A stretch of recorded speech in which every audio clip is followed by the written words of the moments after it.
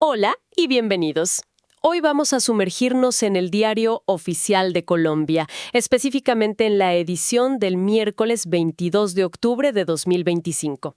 Tenemos aquí varios extractos, decretos, resoluciones, y ¿qué encontramos? Pues un poco de todo, la verdad. Ajustes en precios de combustibles que siempre nos tocan el bolsillo, también regulaciones en energía, cambios en la administración, nombramientos, temas de justicia y hasta la convocatoria a una elección atípica. Un buen panorama de la actividad estatal. Exacto. El diario oficial, bueno, es la formalidad, ¿no? Pero es donde vemos cómo las políticas bajan a la realidad. Nuestra misión hoy es destilar lo importante, entender qué hay detrás de esta jerga administrativa que a veces parece, bueno, un poco densa. Afecta a todos directamente. Hay varias resoluciones. La primera, la 40485. Esta fija nuevos valores para el ingreso al productor. Ajá. Y los números. Para la gasolina corriente son como 10,772 pesos por galón. Y para el ACPM, el diésel, 5,724 pesos. Y aclaran que es para todo el país, sin importar la mezcla con biocombustibles. ¿Qué justifica estos cambios? Bueno, fíjate. Estas resoluciones derogan las anteriores, las de agosto. Son ajustes periódicos. Se apoyan en leyes que buscan, digamos, que el precio refleje el costo de oportunidad. O sea, lo que valdría ese combustible si se exportara. También para asegurar que haya suministro continuo. Mencionan el FPC, el Fondo de Estabilización. Ah, sí, el FPC. Siempre presente. Claro, es ese colchón, ¿no? Para que los precios internacionales no nos golpeen tan duro de una vez. Aunque bueno, eso genera un hueco fiscal a veces considerable que el gobierno tiene que ver cómo tapa. Estas resoluciones son parte de ese juego constante. Entiendo. Y también veo ajustes para los biocombustibles. Otra resolución, la 40486. Aquí los precios son diferentes, ¿no? Para el alcohol carburante y el biodiesel. Sí, y bastante más altos, ¿eh? El alcohol carburante, que se mezcla con la gasolina, queda en unos 14,000 pesos por galón, y el biodiesel, para mezclar con ACPM, en más de 20,000. ¡Wow! ¿Y la razón? Aquí la justificación es más sobre reflejar las condiciones del mercado propio de los biocombustibles. Mencionan incluso ajustes previos en cosas como el flete marítimo del aceite de palma, que es materia prima clave. Se apoyan en la Constitución y el Código de Petróleos, recordando que los combustibles son un servicio público esencial. Hay que garantizarlo. Clarísimo. Ahora, pasemos a un tema que siempre da de qué hablar. Los precios en zonas de frontera. Hay otra resolución, la 4487, que habla de proporcionalidades distintas para calcular ese ingreso al productor en ciertos municipios. ¿Cómo es eso? Bueno, esto viene de leyes específicas para zonas de frontera.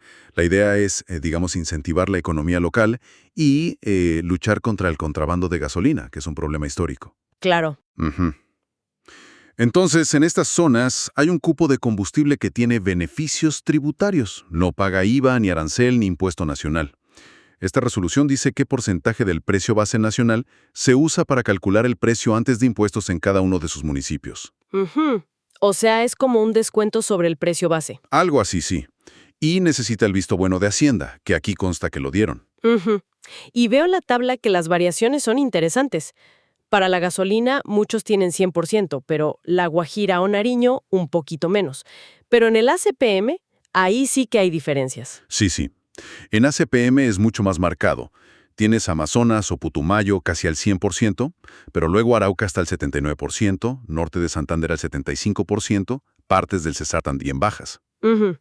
¿Y eso a qué se debe? ¿Políticas distintas para cada zona? Puede ser una combinación de políticas diferenciadas, costos logísticos particulares de cada región, o quizás intentar focalizar más el subsidio donde creen que es más efectivo o necesario. Un detalle clave que menciona la resolución es que esta proporcionalidad, este descuento, digamos, aplica solo sobre la parte fósil del combustible. Ah, no sobre el biocombustible que se mezcla. Exacto, no sobre el bio. Y como en las otras, esta también actualiza una de agosto. Muestra que estos esquemas se revisan con frecuencia. Y para terminar con combustibles, hubo una resolución específica para Nariño, la 40488. fija precios de referencia al público en Pasto, unos 14.150 para gasolina y 10.140 para ACPM. ¿Por qué Nariño aparte? Nariño siempre tiene una logística compleja, ¿no? Por su ubicación, las vías. Estos precios son la referencia para el cupo de combustible con beneficios de frontera. Y la resolución advierte, si cambia la mezcla o hay problemas de abastecimiento, estos precios pueden cambiar. Para otros municipios de Nariño, dice que hay que sumarles los costos de transporte que fije la alcaldía local. Y sí, también reemplaza una de agosto. Bueno, dejamos la gasolina y el ACPM. Pasemos al sector eléctrico. Aquí entra la CREG, la Comisión de Regulación de Energía y Gas. Tenemos la resolución 101-081, que modifica reglas sobre garantías y pagos en el mercado de energía mayorista, el MEM.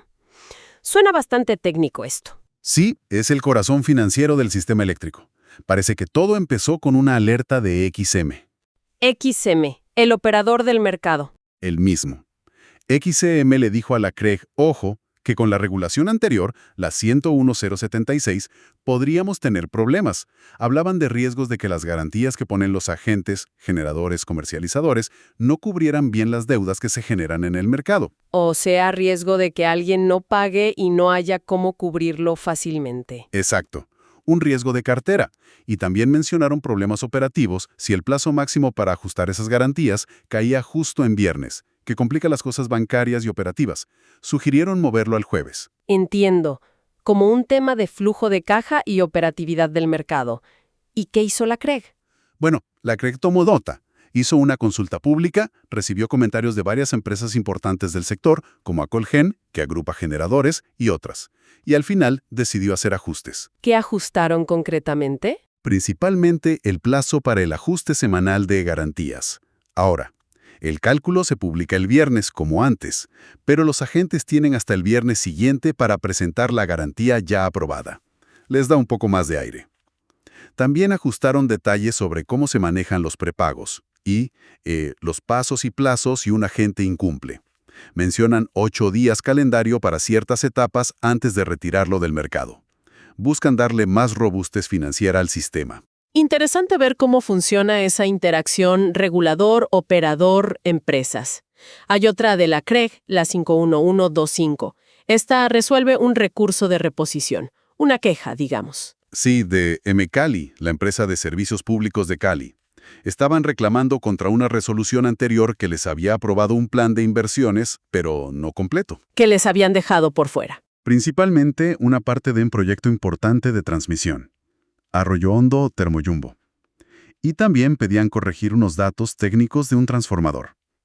Mcali argumentaba que ese proyecto ya se lo habían aprobado antes y, clave, presentaron un concepto técnico de la UPME. La UPME, la Unidad de Planeación Minero-Energética. Su concepto pesa, ¿no? Sí, bastante. Y fíjate qué pasó. La CREG primero dijo, bueno, una aprobación vieja no genera derechos automáticos, cada solicitud se ve con las reglas actuales. Pero, al revisar ese concepto de la UPME que aportó Mcali, cambiaron de parecer. Decidieron reponer la decisión, o sea, echar para atrás la exclusión y sí reconocer esos activos del proyecto. También aceptaron corregir lo del transformador. Ah, mira, o sea que sí se puede lograr que reconsideren. Claro, muestra que el proceso tiene instancias de revisión y que los argumentos técnicos bien soportados pueden hacer cambiar una decisión. La resolución termina modificando las tablas de inversión aprobada para Mcali. Bien por Mcali. Y una más del sector energético, pero ahora de gas. GLP, el gas de cilindro, pero por redes. La CREG aprobó cargos para un mercado nuevo en Cundinamarca. Sí, la resolución 5270. Es para la empresa Colgas, que va a llevar GLP por red a 2 centros poblados en el Colegio Cundinamarca, La Victoria y Pradilla. Esto es bajo una metodología especial para crear estos nuevos mercados. ¿Y es fácil crear un mercado así? ¿Solo pedir permiso? No, para nada. Es un proceso bastante detallado. Colgas tuvo que probar que había interés de al menos el 80% de los usuarios potenciales de la zona. Ah, ok. Demostrar demanda. Exacto. Luego la CREG verificó todo, pidió más información, abrió un expediente formal, lo publicó por si había oposición, hizo sus propios análisis técnicos y económicos. Todo un camino. ¿Y al final? Al final dieron luz verde. Aprobaron la demanda que proyectó Colgas, la inversión necesaria, que son como 1.300 millones de pesos, los gastos de operación eficientes y fijaron los cargos regulados por 5 años. Le dan un plazo a Colgas para empezar a construir y le piden presentar un cronograma. Es la forma ordenada de expandir este servicio. Entendido. Bueno, dejemos la energía. ¿Qué más tenemos? Movimientos en la administración pública. Veo un decreto del Ministerio de Salud, el 1112. Sí, este es rápido. Acepta la renuncia del Superintendente Nacional de Salud, el doctor Elber Rubiano. Y mientras nombran a alguien en propiedad, encargan del puesto al viceministro de Protección Social, el doctor Luis Alberto Martínez, firmado por el presidente Petro y el ministro Jaramillo. Un cambio relevante en la cabeza de la Supersalud. Importante esa entidad. ¿Y en la DIAN? Parece que hubo mucho movimiento de personal. Varias resoluciones. Sí, bastante. Primero una cosita formal, una fe de erratas, corrigiendo el número de una resolución anterior. Luego un nombramiento en cargo ordinario.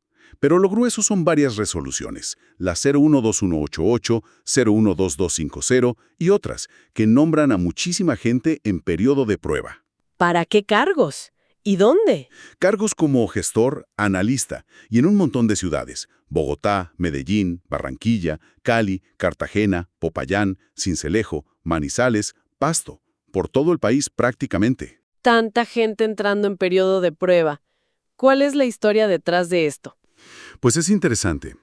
Resulta que están usando las listas de elegibles de un concurso grande que se hizo en 2022. La DIAN pidió permiso a la Comisión Nacional del Servicio Civil, la CNSC. La que maneja la carrera administrativa. Esa misma. Pidieron permiso para usar esas listas de gente que ya pasó el concurso y llenar vacantes que surgieron después, o porque ampliaron la planta de personal de la DIAN hace poco. O sea, en vez de hacer otro concurso, aprovechan el que ya tenían. Exacto. Argumentan que es más rápido y más económico. Se basa en un decreto que lo permite transitoriamente. Dicen que la CNSC dio el visto bueno y que verificaron que los elegidos cumplen los requisitos. ¿Y qué implica para los nombrados? Pues entran a la DIAN, tienen un periodo de prueba de 6 meses. Si lo pasan, quedan ya en carrera administrativa con estabilidad. Y hay una condición: deben quedarse al menos 2 años en la ciudad donde los nombraron.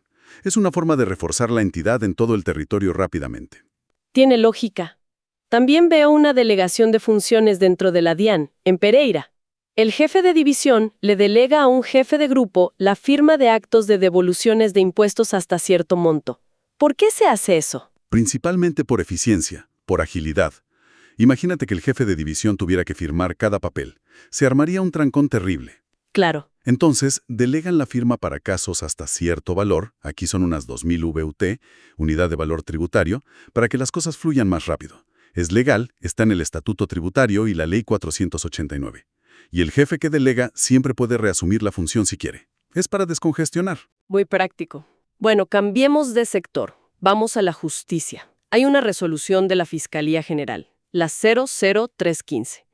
Mueve unos despachos fiscales. Sí. Lo que hace es sacar unos fiscales de la Delegada para la Seguridad Territorial y los pasa a una dirección más especializada, la de Delitos contra los Recursos Naturales y el Medio Ambiente. O sea, concentrando la lucha contra delitos ambientales. Parece que sí. La idea es que esa dirección especializada, con fiscales y expertos en el tema, se enfoque en investigar delitos como deforestación, minería ilegal, tráfico de fauna. Sobre todo si están ligados a grupos armados o si ocurren en parques nacionales o territorios étnicos. Es parte de una estrategia de focalización. Entendido. Y también en la justicia penal, militar y policial hubo ajustes. Una resolución grande, la 000890. Habla de activar, ubicar y definir la competencia de las fiscalías de esa jurisdicción. Esta resolución es clave para ellos. Parece que marca la culminación de la implementación del Sistema Penal Oral Acusatorio, el SPOA, en la justicia militar y policial. Lo que hace es básicamente poner orden. ¿Ordenar qué exactamente? Pues compila y actualiza en un solo documento dónde va a estar ubicada cada Fiscalía Penal Militar y Policial en el país y qué territorio o qué tipo de delitos va a investigar cada una. deroga un montón de resoluciones viejas que trataban el tema por pedacitos. Buscan más eficiencia y claridad. ¿Y qué pasa con los casos viejos si una fiscalía cambia de competencia? Ah, buen punto. La resolución aclara eso. Las fiscalías que cambien de competencia deben seguir con los juicios que ya tenían empezados hasta que los terminen. No se pueden pasar los casos a mitad de camino. Lógico. Y veo una última de esa jurisdicción. Una aclaración a otra resolución anterior sobre juzgados y fiscalías del sistema antiguo, corrigiendo omisiones y aclarando desde cuándo aplicaba. Sí, son esos ajustes finos, ¿no? Para que no queden dudas sobre qué juzgado o fiscalía le corresponde qué cosa, especialmente en la transición entre sistemas. Detalles administrativos pero cruciales para que todo funcione. Totalmente. Y llegamos al último tema, que tiene una mezcla interesante de política y administración pura y dura. La Registraduría Nacional declara la urgencia manifiesta. Resolución 13419. ¿Para qué? Para poder contratar todo lo necesario para organizar la elección atípica de gobernador en el departamento del Magdalena, una elección convocada para el 23 de noviembre de 2025. Recordemos el contexto. La elección original de gobernador de 2023 fue anulada por el Consejo de Estado, ¿cierto? Correcto. Anularon la elección de Rafael Martínez. Y como esa anulación ocurrió cuando faltaban más de 18 meses para acabar el periodo, la Constitución dice que hay que hacer una nueva elección popular. No basta con un encargo. Ok, hasta ahí el procedimiento normal. El gobierno convoca la elección. ¿Dónde surge la urgencia? El problema fue el tiempo. El gobierno convocó la elección a finales de septiembre. Pero fíjate, el Ministerio de Hacienda recién aprobó la plata necesaria, que son más de 32,000 millones de pesos, el 10 de octubre. 10 de octubre para una elección el 23 de noviembre. Queda muy poco tiempo. Exacto, poquísimo. Menos de mes y medio. Y organizar una elección requiere contratar un montón de cosas. La logística, los kits electorales, el software para los jurados, para el preconteo, para los escrutinios, la digitalización de las actas. Imposible hacer una licitación normal en ese plazo. Materialmente imposible. Una licitación pública o una selección abreviada se demora fácil 30 días hábiles o más solo el proceso de seleccionar al contratista. Y luego hay que ejecutar el contrato. No daban los tiempos de ninguna manera. Y ahí es donde entra la urgencia manifiesta. Precisamente. La Registraduría invoca el artículo 42 de la Ley 80 de 1993. Esta figura permite contratar directamente, sin el proceso largo de selección, cuando pasan cosas como esta. Situaciones imprevistas o la necesidad de garantizar un servicio esencial como una elección hacen imposible usar los procedimientos normales. Es como una vía rápida legal. Es una herramienta excepcional para situaciones excepcionales. No es saltarse las reglas, es usar una regla prevista para emergencias. La Registraduría lo justifica muy bien en la resolución, cita la ley, jurisprudencia y detalla exactamente qué servicios va a contratar así: kits, software, soporte, etc. ¿Y quién vigila que no se use mal esta figura? La Contraloría. La misma resolución ordena enviarle todo el expediente a la Contraloría para el control posterior. Es una figura necesaria para que el Estado pueda reaccionar rápido, pero tiene controles para evitar abusos. Aquí, claramente, era para poder garantizar el derecho al voto en el Magdalena en la fecha fijada. Queda clarísimo. Una medida drástica, pero justificada por la circunstancia. Bueno. Hemos hecho un recorrido bastante completo por esta edición del Diario Oficial, desde lo económico con los combustibles, pasando por la regulación técnica de la energía, la gestión de personal en entidades clave como la DIAN o la Fiscalía, y hasta esta respuesta administrativa de emergencia para una elección. Sí, es una buena muestra de cómo opera el Estado en el día a día, ¿no? Vimos cómo se aplican leyes concretas, cómo se responde a problemas operativos que surgen, como lo de EXM y las garantías. Cómo se resuelven controversias, como el caso de M-Cali con la CRG. Exacto. Y cómo se adapta la administración a hechos sobrevenidos, como la anulación de la elección y la necesidad de organizarla contrarreloj. Refleja esa maquinaria compleja y, bueno, a veces un poco lenta, pero que tiene mecanismos para reaccionar. Y me queda una reflexión, quizás para quienes nos escuchan. ¿Qué pensamos de tener acceso a todo este detalle administrativo? Por un lado, es transparencia, ¿no? Ver las decisiones, los fundamentos. Claro, es un pilar democrático. Pero por otro lado, ¿no genera a veces una sensación de burocracia excesiva? Tantas resoluciones, ajustes, delegaciones. ¿Es eficiente todo esto? O quizás la pregunta es si se comunica bien el porqué de tantas normas. Ujú. Es una tensión real. La publicidad de los actos es fundamental para el control ciudadano y la rendición de cuentas. Pero la complejidad, el lenguaje técnico, a veces sí puede alejar a la gente o generar dudas sobre la agilidad del Estado. Quizás el reto constante es buscar ese equilibrio, la formalidad que se necesita, pero comunicando de forma más clara el sentido de las decisiones. Una buena reflexión para cerrar. Con esto terminamos nuestro análisis de hoy. Gracias por acompañarnos y hasta la próxima.